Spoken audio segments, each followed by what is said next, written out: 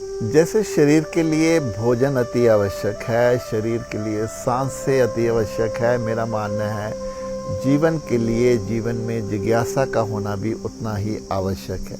जिस जीवन में जिज्ञासा नहीं होती वो जीवन मरा मरा सा, उसमें उत्साह नहीं होता, उसकी ऊर्जा क्षीण होती है। अब बचपन से हम देखें, एक जिज्ञासा की कड़ी हमारी शुरू होती है और अंतिम क्षणों तक चलती है। जैसे हम छोटे थे, जैसे ही होश संभालते हैं तो हमें जिज्ञासा होती है अपने खिलौनों के प्रति कि ये कैसे हैं, कैसे काम करते हैं। परिवार का सदस्य कोई काम कर रहा होता था तो हम उसके पास पहुंच जाते थे कि ये क्या कर रहे हो, कैसे कर रहे हो, क्यों कर रहे हो।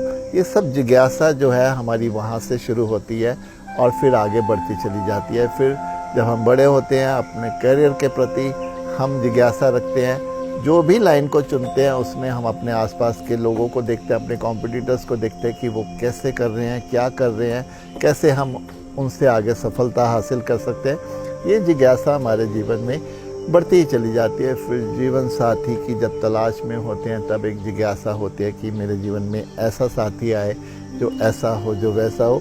तो ये जिज्ञासा जो है हमें और जीने की और आगे की ओर ले जाती है, हमें एक्टिव रखती है, हमें चेयरफुल रखती है। अब लेकिन और आगे जाकर अगर हमारा ध्यान लोगों की तरफ रह जाता है, कब कि ये जिज्ञासा हमारी रहती है, ये उत्सुकता रहती है कि लोग हमारे बारे में क्या सोच रहे हैं, हमारे पीठ के पीछे क्या बातें करते हैं।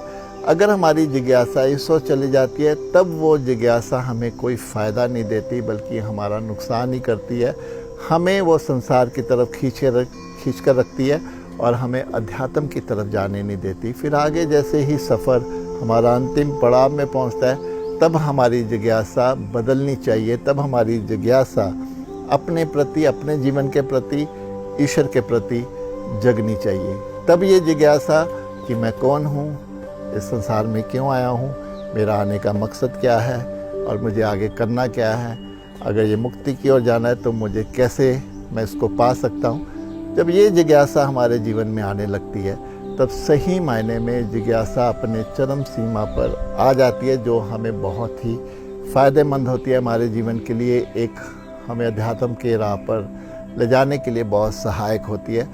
इसी के लिए ध्यान, मौन और एकांत हमारे जीवन में बहुत मुख्य है, बहुत मायने रखते हैं कि जो हमारी जिज्ञासा को संसार से हटाकर अपने भीतर की ओर मोड़ देती है कि अब अपने जीवन की ओर देखें, अब इस ईश्वर को हम समझें जो हमारे भीतर है, उसको कैसे पाना है। अगर ये जिज्ञासा की ओर चल पड़ते हैं, ये जिज्ञासा हमारे जीवन में आ जाती है तो फिर यही जिज्ञासा हमारे जीवन को पार भी लगा देती है।